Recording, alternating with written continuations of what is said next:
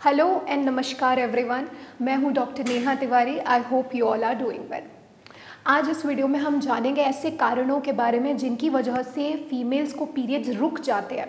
तो यहाँ पे हम दो कैटेगरी बना के चलेंगे। सबसे पहले आते हैं फिजियोलॉजिकल कारण यानी नॉर्मल कारण। अगर आपको कोई दिक्कत है उसके अलावा क्या चीज़ें हो सकती हैं जिसकी वजह से आपको पीरियड्स रुक रहे हैं।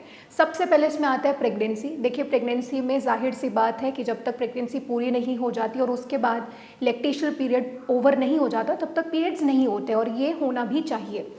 सेकंड है लैक्टेशनल पीरियड। तो मैं इसको थोड़ा एक्सप्लेन कर देती हूँ। पीरियड्स तब तक नहीं आते जब तक मदर अपने बेबी को फीड कर रही होती है, क्योंकि बॉडी में प्रोलैक्टिन हार्मोन बढ़ा हुआ होता है, वही आपके मिल्क फॉर्मेशन में हेल्प करता है। इसीलिए उस दौरान लैक्टेशनल पीरियड में पीरियड्स नहीं आते हैं। थर्ड, मेनोपॉज यानी कि हमेशा के लिए पीरियड्स का रुक जाना। ये 45 to 50 ईयर्स की फीमेल्स में हमें देखने को मिलता है। तो ये कुछ नॉर्मल कारण थे, फिजियोलॉजिकल कारण, जहाँ पे पीरियड्स रुक जाते हैं और रुकने भी चाहिए। अब बात करते हैं कुछ एबनॉर्मल कारणों के बारे में जहाँ पे पीरियड्स फीमेल को रुक जाते हैं और वो प्रॉब्लमेटिक है। उसको डील करना, जल्द से जल्द उसे एड्रेस करना बहुत इंपॉर्टेंट होता है। सबसे पहले आता है ओसीपीज़ का सेवन। तो जो लंबे समय तक ओरल कॉन्ट्रासेप्टिव पिल्स का इस्तेमाल करते हैं, चाहे रेगुलर बेसिस पे, चाहे वो कभी कभी इमरजेंसी पिल्स ले रही हैं लेकिन काफ़ी फ्रीक्वेंटली लेती हैं, तो इसमें क्या होता है, क्योंकि ओसीपीज़ हार्मोनल पिल्स हैं तो वो बॉडी में हार्मोनल इम्बैलेंस क्रिएट कर देते हैं और कुछ टाइम के लिए आपको पीरियड्स रुक भी सकते हैं या चढ़ के भी आ सकते हैं कि 40 या 50 डेज बाद पीरियड्स आए। ठीक है।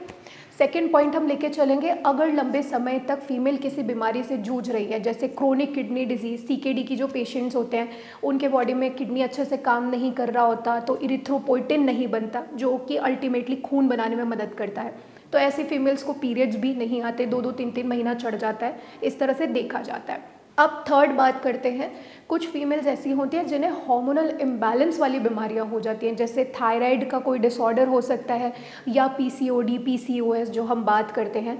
तो इसमें हार्मोनल इम्बैलेंस की होने की वजह से उनको पीरियड्स रुक जाते हैं। नेक्स्ट, अगर लाइफस्टाइल में बहुत ज़्यादा स्ट्रेस लेती हैं या बहुत विगरस एक्सरसाइजेस करती हैं, जैसे एथलीट्स में हमने देखा है, इन केसेस में भी हमने देखा है कि पीरियड्स जो होते हैं वो रुक जाते हैं। लास्ट है, अगर कुछ इस प्रकार की दवाइयों का लंबे समय तक सेवन किया जाए जो कि पीरियड साइकिल को हैम्पर करते हैं, तो भी ये देखा जाता है। इसमें एग्जाम्पल के तौर पे आप ले सकते हैं कीमोथेरेपी। अगर कोई फीमेल है जो किसी प्रकार के कैंसर से जूझ रही है और उनको कीमोथेरेपी चल रही है, उस दौरान भी पीरियड साइकिल हैम्पर हो सकती है या पीरियड्स कंप्लीटली कुछ महीने के लिए गायब हो सकते हैं कि जैसे होते ही ना हो। तो ये कुछ एबनॉर्मल कारण थे जहाँ पे हमने देखा कि पीरियड्स फीमेल को रुक जाते हैं, बंद हो जाते हैं कुछ समय के लिए। अब अगर ऐसी कोई भी शिकायत बन रही है तो किस प्रकार के टेस्ट आपने कराने हैं? सबसे पहले आपने हार्मोनल प्रोफाइल कराना है, जिसमें LH, FSH, PRL and AMH, ये 4 तरह के पैरामीटर्स चेक किए जाते हैं। बॉडी में प्रॉपर हार्मोन्स चेक किए जाते हैं कि क्या लेवल्स है हार्मोन का, कि कहीं हार्मोनल रिलेटेड कोई इशू ना हो। सेकंड, आपको अल्ट्रासाउंड कराया जाता है ताकि उसमें देखा जाए कि proper uterus, ovary, fallopian tube सब कुछ सही है, पेटेंसी मेंटेन है, या फिर कोई पीसीओडी जैसी शिकायत तो नहीं है, वो अल्ट्रासाउंड से क्लियर हो जाता है। Third, CBC with ESR. CBC के अंदर हीमोग्लोबिन का लेवल पता लग जाता है एंड ईएसआर से पता लग जाता है किसी प्रकार का इन्फेक्शन तो नहीं बना हुआ, ये भी कराया जाता है। एंड लास्ट, थायराइड का टेस्ट कराया जाता है जिसमें T3, T4 and TSH 3 parameters check किए जाते हैं और इससे हमें क्लियर होता है कि कोई थायराइड संबंधित दिक्कत तो फीमेल को नहीं बन रही। ये कुछ टेस्ट थे जो कि आपको करवा लेने चाहिए अगर पीरियड्स रुक गए हैं, ताकि कारण समझ आए। अब इसके बाद आपको करना क्या है, एक सही डाइट, सही इलाज, अपने वेट का ध्यान रखना और रेगुलर चेकअप्स कराना एंड ये टेस्ट कराना। ये 5 चीज़ें आपने करवानी होंगी, तभी आप डिकोड कर पाएंगे कि एक्चुअल में क्या प्रॉब्लम बन रही है जिसकी वजह से ये हो रहा है।